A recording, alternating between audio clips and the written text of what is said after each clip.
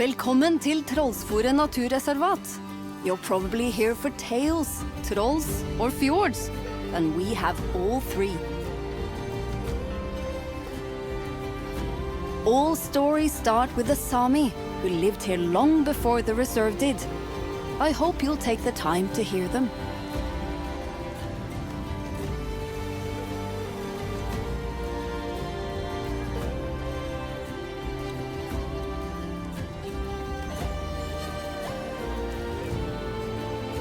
As for fjords, a tale doesn't do them justice, but if you give me the chance, I'll do my best.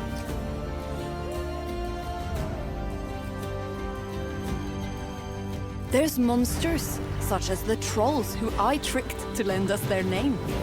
More on that later. Maybe you'll even find a few stories of your own to share.